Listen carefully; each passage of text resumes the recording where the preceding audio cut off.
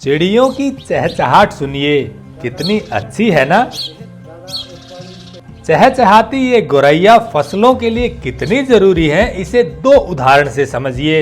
एक तरफ है चीन और दूसरी तरफ है किसान उमराव मान। चीन ने गोरैया को मार डाला, लेकिन उमराव मान ने इसे अपने खेत में पाला।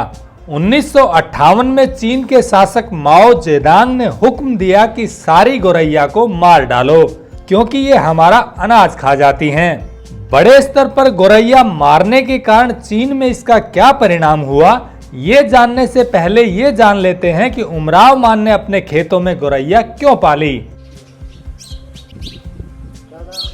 देखिए, हमारी जो है जैविक खेती, प्राकृतिक खेती करते हैं, उसमें फसल तो आराम से प्राकृतिक रूप से हो जाती है, लेकिन कीट प्रबंधन की थोड़ी समस्या आती है। और जिन लोगों को वो उसका थोड़ा नॉलेज नहीं है, वो इससे परेशान हो जाते हैं। तो मैंने अपना पूरा प्रकृति का सहारा इसमें लिया है, जो अपने आप नेचुरल तरीके से कीट प्रबंधन हो। तो मैंने अपने सोचा कि ये गोरैया है, ये बहुत ही अच्छा कीट प्रबंधन का काम करती है। तो मेरा जो फसल का समय होता है, उसी समय ही इसका बच्चे देने का समय होता है। ये बच्चों को बहुत ही बिल्कुल वो मुलायम भोजन खिलाती है, जो उसको आसानी से हजम हो जाता है। और वो पूरे दिन कंटिन्यू लाती ले जाती रहती है, खुद भी खाती है और इन्हें भी। जब तक उसको कीट मिलेंगे और जो सुंडी है वो मिलेगी, तब तक ये उसको वो है अनाज वगैरह अपने बच्चों को नहीं खिलाती है। तो पूरा ये है कि ये अच्छे तरीके से कीट प्रबंधन करती है। गोरैया इसमें बहुत सहायक हो सकती है अगर हम इसको पालें अपने खेत के ऊपर। इसको ज़्यादा इसका कोई वो नहीं है कि हम इसको देखभाल करने की आवश्यकता हो, इसको सिर्फ थोड़ा स्थान देना है, ये अपने आप सर्वाइव हो जाती है। थोड़ा इसको घोंसला ऐसी जगह पे रखना चाहिए कि जहाँ तक कोई दूसरे जीव जंतु, सांप इत्यादि नहीं पहुँच पाएँ, नहीं तो इसको खतरा हो जाता है। जैसे बिल्ली है या सांप है, वो इसका जो है नुकसान पहुँचा सकते हैं।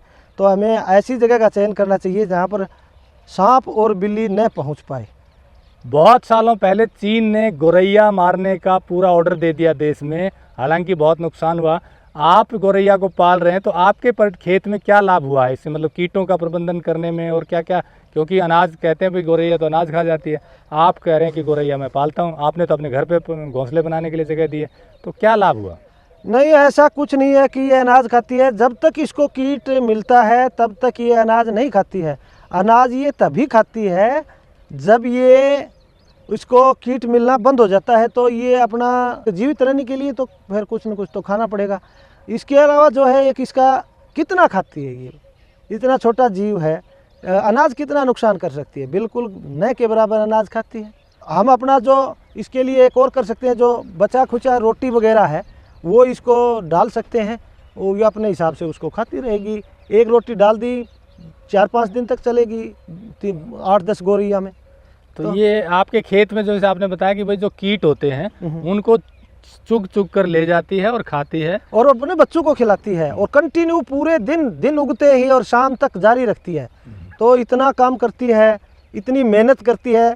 अगर उस समय उसको भोजन नहीं मिलता और उसको हम परिवार का सदस्य मान के अगर उसको हम थोड़ा बहुत खाना देते हैं, तो बहुत खुशी का है। ये ऐसी बात नहीं है कि कोई नुकसान वाला सौदा है। मेरे ख्याल से चाइनाज को लगता होगा कि वो नो घाटे का सौदा है, लेकिन वो घाटे का सौदा नहीं है। फ्री में अनाज में काम कर रही है हमारे लिए। कितना अच्छा है, भगवान ने सब कुछ दे रखा है प्रकृति में, उसका हमें फायदा उठाना चाहिए। तो देखा आपने, गोरैया उमराव मान के खेतों में कितनी मददगार हैं। अब जानते हैं कि चीन के गोरैया मारने के अभियान का परिणाम क्या निकला। ज्यादातर गोरैया मार देने के कारण शत्रु कीटों की संख्या बढ़ गई और चीन में फसल चौपट हो गई। इसी कारण चीन में भयंकर अकाल पड़ा और करोड़ों लोगों को जान गंवानी पड़ी। तो संदेश साफ है कि प्रकृति से खिलवाड़ नहीं, प्यार कीजिए, फिर देखिए उमराव मान की तरह आपकी फसल भी लहलहा उठेगी। अगर आपको यह वीडियो पसंद आया है तो ज्यादा से ज्यादा लाइक और शेयर जरूर करें। साथ ही चैनल को सब्सक्राइब करना ना भूलें।